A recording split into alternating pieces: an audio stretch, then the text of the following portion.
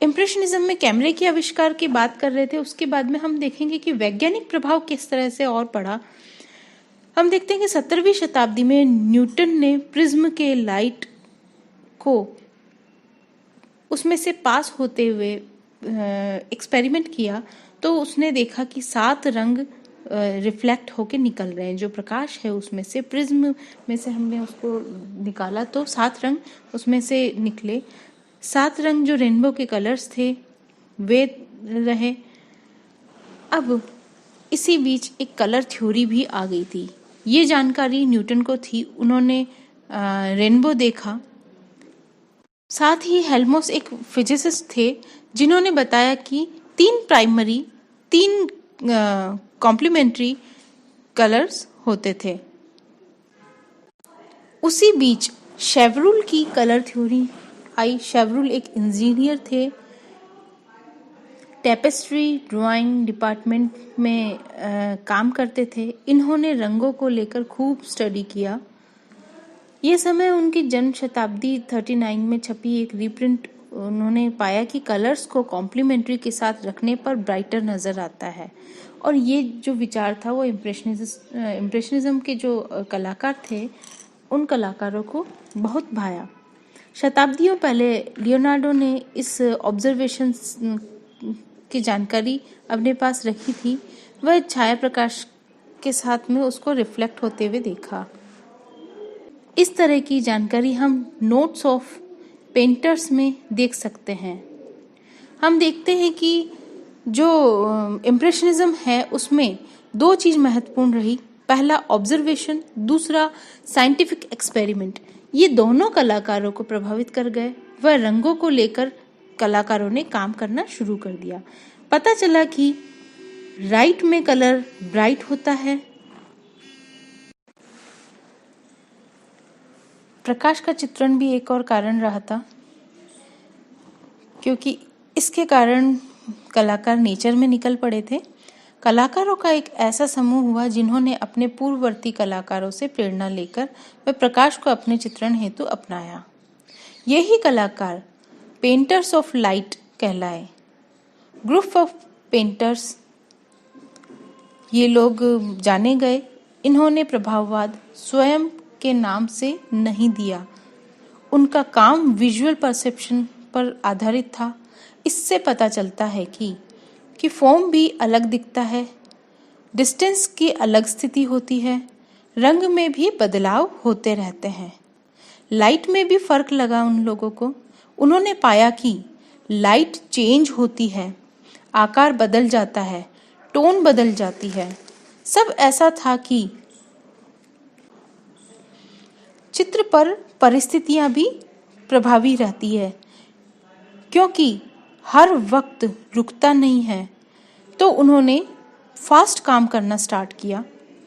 कलाकार के विजन से लेकर चित्रण विधि में फर्क आ गया। प्रभाववादी प्रदर्शनियों की बात करते हैं तो हम देखते हैं कि 1874 में फर्स्ट इम्प्रेशनिस्ट एग्जीबिशन लगी थी।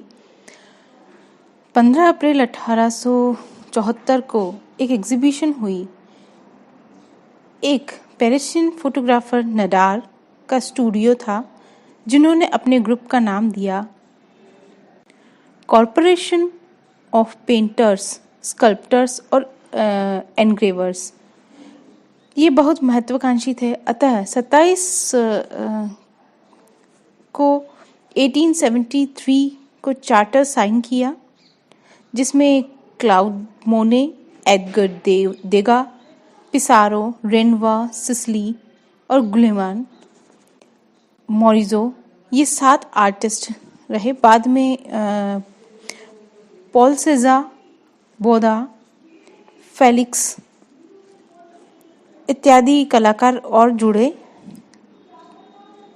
जिन्होंने इस एग्जीबिशन में अन्य 30 कलाकार और जुड़ने के बाद में हिस्सा लिया था। शारीवारी मैगजीन में लुई आर्ट क्रिटिक ने इस एग्जीबिशन का मजाक बनाया। सेजा मोने को बहुत ज़्यादा क्रिटिसाइज किया।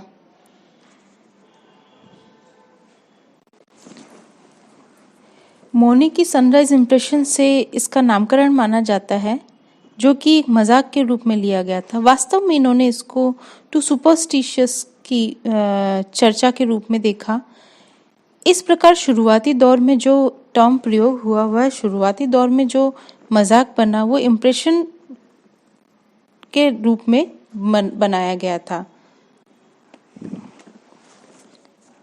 इस ग्रुप की कुल 8 एग्जीबिशंस हुई थी। यह उस समय की एक ऐसी प्रदर्शनी थी जो बहुत क्रांतिकारी रूप में परिवर्तन लेकर आती है। पहली एग्जीबिशन की बात करते हैं जो किसी राष्ट्रीय कला दीर्घा में नहीं लगी। ला शारीवारी मैगजीन में लुई लेरी ने इसको क्रिटिसाइज किया था। 1876 में, 1877 में, 1879 में, 1880, फिर 91, 92, 96 में इस तरह से एग्जीबिशन लगी। इनमें से फर्स्ट एंड फोर्थ जो एग्जीबिशन थी उसके अलावा सभी का टाइटल इम्प्रेशनिज्म नाम नहीं रखा गया था। बॉर्डन ने मोने को आउटडोर पेंटिंग के लिए इनकरेज किया था, तो बॉर्डन को अपनी पहली प्रदर्शनी में शामिल किया। माने ने इस ग्रुप को लीड किया था। इसने एक भी एग्जीबिशन में अपनी पेंटिंग नहीं लगाई। उसने भी अपने को प्रभाववादी नहीं कहा। कैमिले पिसारो भी सीनियर था, ऑस्ट्रेलिया से आया। इसने 8 एग्जीबिशन में पार्ट किया, जो कि पहला ऐसा कलाकार रहा। 1886 में ग्रुप टूट गया था। मोने अकेला कलाकार था जिसने इम्प्रेशनिस्ट के आधार पर अपने काम को जारी रखा था। रेनवा पिसारो ये चार्ल्स ग्लेजियर के स्टूडियो में काम कर रहे थे और वहीं पे इनकी फ्रेंडशिप भी हुई। साथ साथ काम करके साथ साथ आइडियोलॉजी पर को डेवलप इन्होंने किया था। ये अपने समकालीन यथार्थवादियों मिले कोरो कुर्बे से अलग काम कर रहे थे। यहाँ पे अब हम देखते हैं 3D जो इम्पैक्ट था वो कम हो चुका है। विषय वस्तु में बदलाव आ गया। तकनीकी बदलाव भी हम देख सकते हैं। ट्रेडिशन में जो ग्लेज तकनीक थी उससे अलग रफ टेक्सचर यहाँ पे हमको देखने को मिलता है। लाइन के स्थान पर रंगों का महत्व हमको देखने को मिलता है। रंगों को मर्ज करके बनाया है। स्पॉट पे काम करने का एक ट्रेडिशन स्टार्ट हुआ और वहीं पे उसी ऑन द स्पॉट उस वर्क को फिनिश भी कर दिया गया। फास्ट काम होने लगा। कैनवास के साइज छोटे होते गए। धीरे धीरे सीरीज पेंटिंग डेवलप हुई। विशेषतः मोने इसके जिम्मेदार हैं। लेट 1819 के दौर में हम देखते हैं कि कई विषयों पर सीरीज काम हुए। कोई कैनवास पर एक साथ काम किया गया। एक ही विषय को कई आर्टिस्ट बना रहे हैं।